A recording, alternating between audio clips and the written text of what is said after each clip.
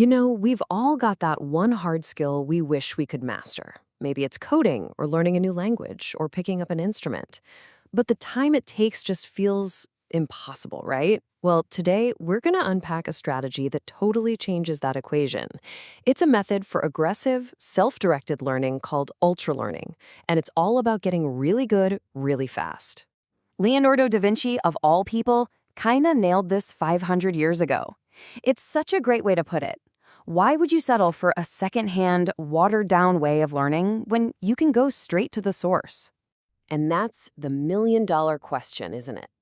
See, too often, our normal approach, sitting in a classroom, passively watching tutorials, that's the water jar. It's slow, it's disconnected from the real world. Ultralearning is all about finding that fountain, and it's the strategy behind some pretty incredible success stories. Okay, get this. Take Roger Craig. To get ready for Jeopardy, he didn't just read a bunch of encyclopedias. No way. He downloaded thousands of past questions, built software to find hidden patterns, and then just drilled himself over and over.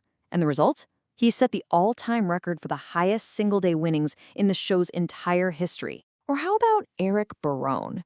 This guy wanted to create his own video game, Stardew Valley. So for 5 years, he taught himself everything: how to code, how to do the pixel art, how to compose the music, all from scratch. He wasn't just studying theory, he learned by doing it, apparently redoing character art 10 times over until it felt right. And then there's Scott Young's story, which is just, wow.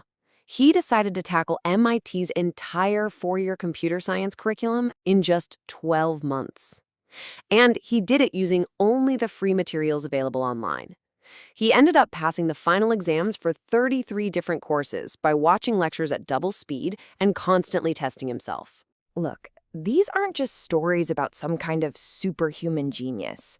They're stories about a specific and, more importantly, a repeatable strategy that connects them all. And that strategy has a name: ultralearning. So what is it exactly? Well, ultralearning is, at its core, a conscious choice. It's self-directed, which means you are in the driver's seat. You decide what and how to learn. And it's intense. It's about pushing yourself right to the edge of your comfort zone. You're basically treating learning like a serious project, not just some passive hobby. And this isn't just a cool party trick. It's becoming absolutely essential. The job market is changing so fast. High-skilled jobs are booming, while a lot of other work is getting automated.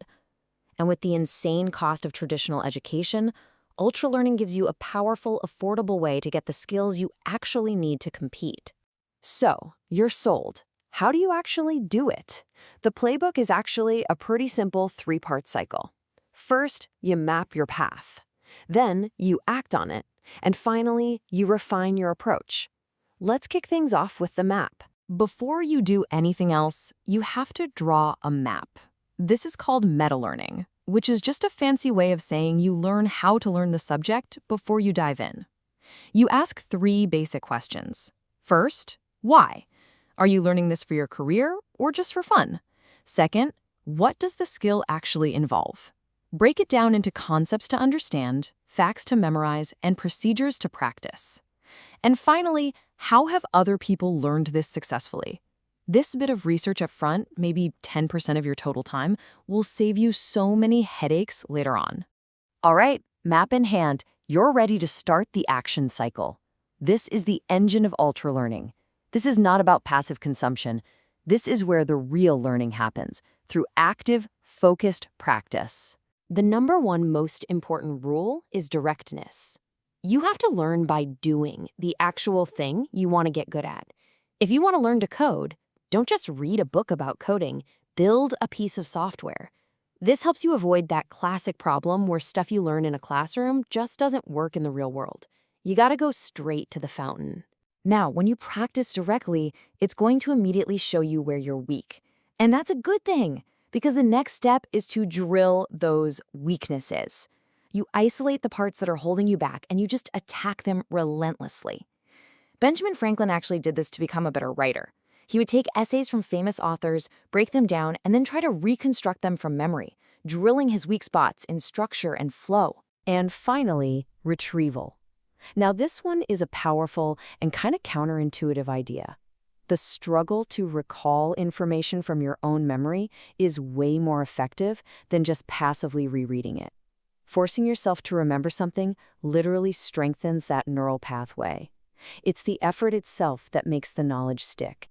And this is the core loop right here. In a nutshell, you practice the skill directly, which immediately shows you where you stumble.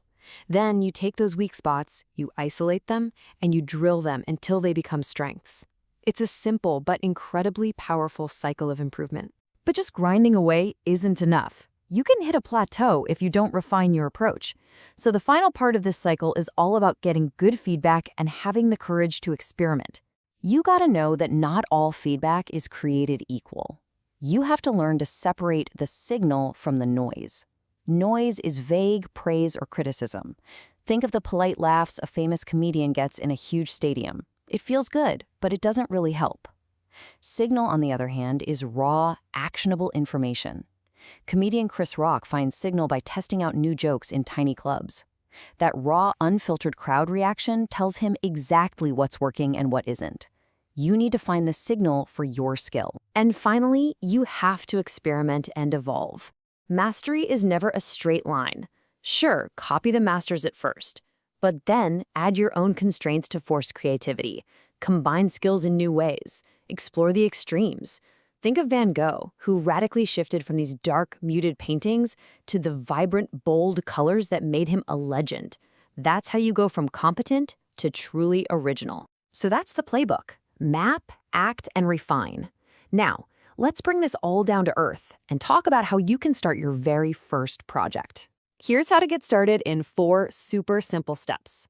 Number 1, research. Spend a little time mapping your topic. 2, schedule. Block out dedicated, focused time on your calendar. Treat it like an appointment you can't miss. 3, execute. Just start doing it, applying those principles of direct practice and drilling. And 4, review. Look back and analyze what worked and what didn't, so you can make your next project even better. So there you have it. Mastering hard skills isn't about being a genius. It's about having a better strategy and the courage to actually apply it with intensity. The only question left is the one right there on your screen. What will you learn first?